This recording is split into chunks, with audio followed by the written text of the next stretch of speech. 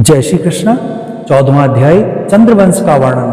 ओम नमो भगवते वासुदेवाय। श्री सुखदेव जी कहते हैं, परीक्षित, अब मैं तुम्हें चंद्रमा के पावन वंश का वर्णन सुनाता हूँ।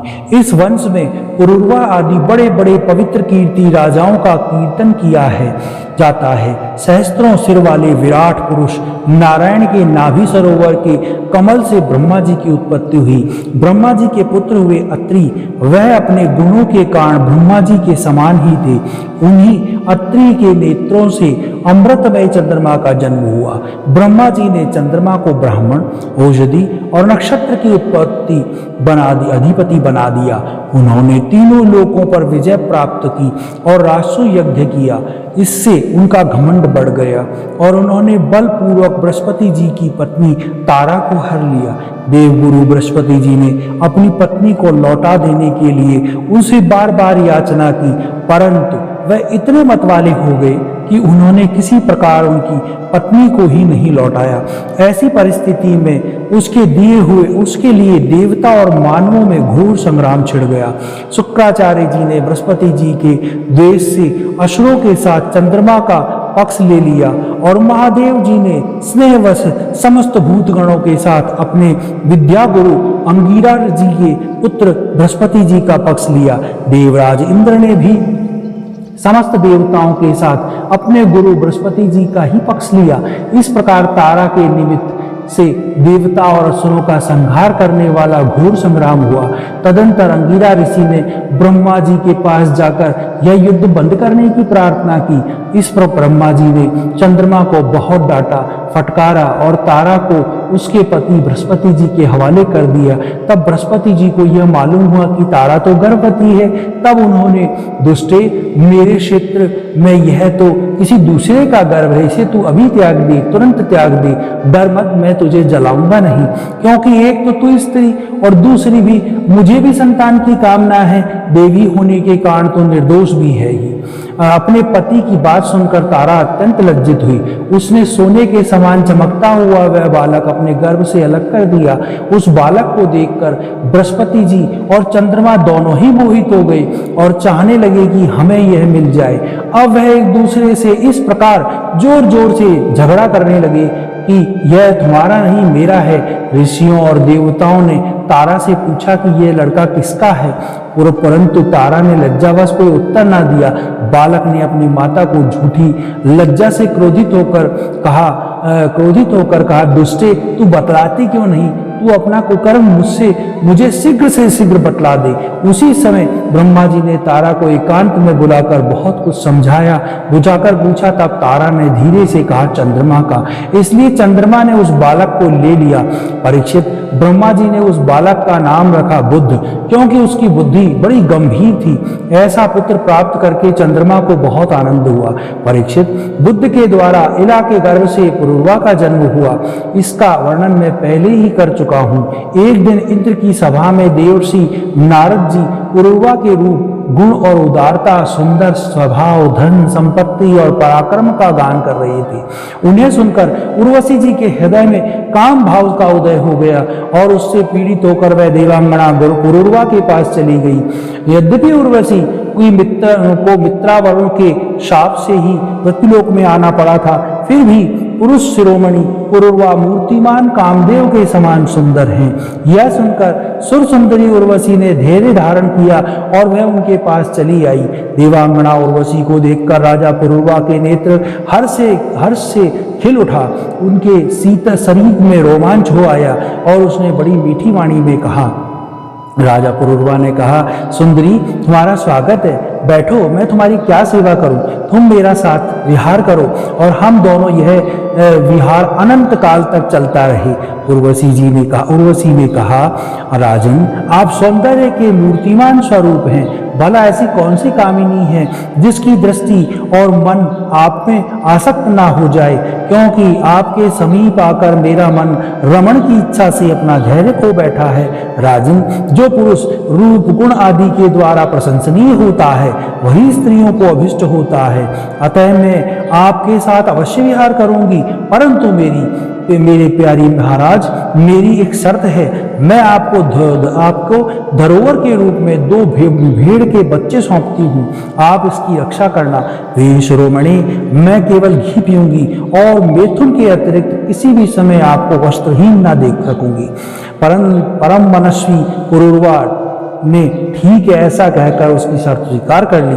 और फिर उर्वशी ने से कहा, तुम्हारा यह सौंदर्य अद्भुत है, तुम्हारा भाव अलौकिक है, यह तो सारी माया सृष्टि को ही मोहित करने वाला है। और देवी, कृपा करके तुम स्वयं यहाँ आई हो, फिर कौन ऐसा मनुष्य है जो तुम्हारा सेवन ना करेगा। परीक्षित, उस तब उर्वशी काम सुप्त अवद्धति से पुरुष श्रेष्ठ पुरूरवा के साथ विहार करने लगी।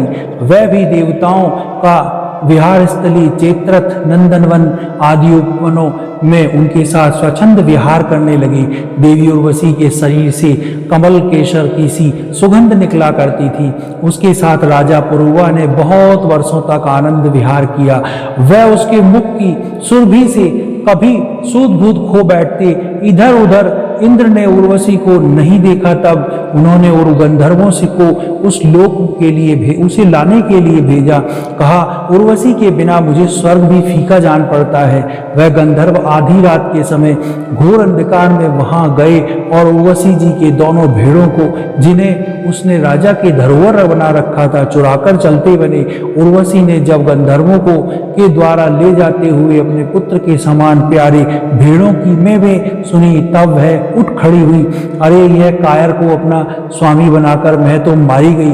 यह नपुंसक अपने को बड़ा वीर मानता है, यह मेरे भेड़ों को क्या बचा सकता। इसी प्रकार विश्वास करके कारण मैंने लुटेरे मेरे बच्चों को लूटकर लिए जा रहे हैं, मैं तो मर गई। देखो तो सही है, दिन में तो मर्द बना फिरता है और रात को स्त्रियों की तरह डरकर सोया हुआ है। परीक्षित, जैसे कोई हाथी को अंकुश से वेद डाले, वैसे ही उर्वशी ने अपने वचन बाणों से राजा को बीन दिया। राजा पुरूरवा को बड़ा क्रोध आया और हाथ में तलवार लेकर वस्त्रहीन अवस्था में ही वह उस और दौड़ पड़े। गंधर्वों ने उनके झपटते ही भेड़ों को भी वहीं छोड़ दिया और स्वयं बिजली की तरह चमकने लगे। जब राजा पुरूरवा भेड़ों को लेकर लौटे, तब उर्वशी ने उस प्रकाश में उन्हें वस्त्रहीन अवस्था में देख लिया। बस वह उसी समय उसे छोड़कर चली गई। परीक्षित, उस पर राजा पुरूरवा ने जब अपने सैया नागर में अपनी प्रियतमा उर्वशी को नहीं देखा, तो वह अनमने से हो गई और उनका चित्त उर्वशी में ही बसा हुआ था। वह उसके लिए शोक से विहल हो गई और उन्मत्त की भांति पृथ्वी पर इधर उधर भटकने लगी। एक दिन कुरुक्षेत्र में सरस्वती नदी के तट पर उन्होंने उर्वशी और अपनी 5 प्रसन्नमुखी सखियों को देखा। वे बड़ी मीठी वाणी से कहा, प्रिय, तनिक ठहर जाओ, एक बार मेरी बात मान लो। निष्ठुरे, अब आज तो मुझे सुखी किए बिना मत जाओ, क्षण भर ठहरो, आओ हम दोनों कुछ बातें तो कर ले। देवी, अब इस शरीर पर तुम्हारा कृपा प्रसाद नहीं रहा, इसी से तुमने इसे दूर फेंक दिया है। आज मेरा यह सुंदर शरीर अभी ढेर हुआ जाता है और तुम्हारे देखते ही देखते इसे भेड़िए और गिद्ध खा जाएंगे। उर्वशी ने कहा, राजन, तुम पुरुष हो, इस प्रकार मत करो। देखो, सचमुच ये भेड़िया तुम्हें खा न जाएं। स्त्रियों की किसी के साथ मित्रता नहीं हुआ करती। स्त्रियों का हृदय और भेड़ियों का हृदय बिल्कुल एक जैसा होता है। स्त्रियां निर्दय होती हैं, क्रूरता तो उनके स्वाभाविक ही रहती है। तनिक सी बात भी चिढ़ जाती हैं और अपने सुख के लिए बड़े बड़े साहस के काम कर बैठती है। थोड़े से स्वार्थ के लिए विश्वास दिलाकर अपने पति और भाई तक को मरवा डालती है। इनके हृदय में सौहार्द तो है ही नहीं। भोले भाले लोगों को झूठ मूठ का विश्वास दिलाकर फांस लेती है और नए नए पुरुष की चाह में उल्टा स्वच्छंदचारिणी बन जाती है। तो फिर तुम धीरज धरो, तुम राजराजेश्वर हो, घबराओ मत। प्रति 1 वर्ष के बाद एक रात तुम मेरे साथ रहोगे। तब तक तुम्हारे और भी संतानें होगी। राजा पुरूरवा ने देखा कि उर्वशी गर्भवती है, इसलिए वह अपनी राजधानी में लौट आए। 1 वर्ष के बाद फिर वहां गए। तब तक उर्वशी एक वीर पुत्र की माता हो चुकी थी। उर्वशी के मिलने से पुरूरवा को बड़ा सुख मिला और वह एक रात उसी के साथ रहे। प्रातःकाल जब वह विदा होने लगे, तब वह विरह से वह दुख अत्यंत दीन हो गए। उर्वशी ने उनसे कहा, तुम इन गंधर्वों की स्तुति करो, ये चाहे तो तुम्हें मुझे दे सकते हैं। तब राजा पुरूरवा ने गंधर्वों की स्तुति की। परीक्षित राजा पुरूरवा की स्तुति से प्रसन्न होकर गंधर्वों ने उसे अग्निस्थली यानी अग्नि स्थापन करने वाला पात्र ही दे दिया। और वह जब उन्हें होश आया तब वह स्थली को वन में छोड़कर अपने महल में लौट आए और रात में के समय उर्वशी का ध्यान करते रहे। इस प्रकार जब त्रेता युग का प्रारंभ हुआ तब उनके हृदय में तीनों वेद प्रकट हुए। फिर वह उस स्थान पर गए जहां उन्होंने अग्नि स्त्री छोड़ी थी। वो अब उस स्थान पर समी वृक्ष के गर्भ में से एक पीपल का वृक्ष उगाया था। उसे देखकर उन्होंने उसमें 2 अरनियां यानी मंथन काष्ठ बनाई। फिर उन्होंने उर्वशी लोक की कामना से नीचे की अरणी को उर्वशी, ऊपर की अरणी को पुरूरवा और बीच की काष्ठ में पुत्र रूप से चिंतन करते हुए अग्नि प्रविष्ट करने वाले मंत्रों से मंथन किया। उसके मंथन से जात वेदा नाम की अग्नि प्रकट हुआ। जब राजा पुरूरवा ने अग्नि देवता को त्रय विद्या के द्वारा आवनीय, गार्ह पत्ते और दक्षिणाग्नि इन 3 भागों में विभक्त करके पुत्र रूप से स्वीकार किया। फिर उर्वशी लोक की इच्छा से पुरूरवा ने उन तीनों अग्नियों द्वारा सूर्य देव स्वरूप इंद्रियातीत यज्ञपति भगवान श्री हरि का यजन किया।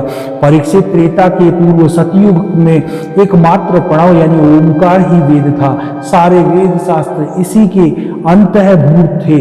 देवता थे एकमात्र नारायण और कोई न था। अग्नि भी 3 नहीं केवल एक ही था और वर्ण भी केवल एक ही हंस ही था। परीक्षित त्रेता के प्रारंभ में पुरूरवा से ही वेदत्रयी और अग्नित्रयी का आविर्भाव हुआ। राजा पुरूरवा ने अग्नि को संतान रूप से स्वीकार करके गंधर्व लोक की प्राप्ति की। 14वां अध्याय समाप्त। ओम नमो भगवते वासुदेवाय। बोलो भगवान श्री कृष्ण की जय।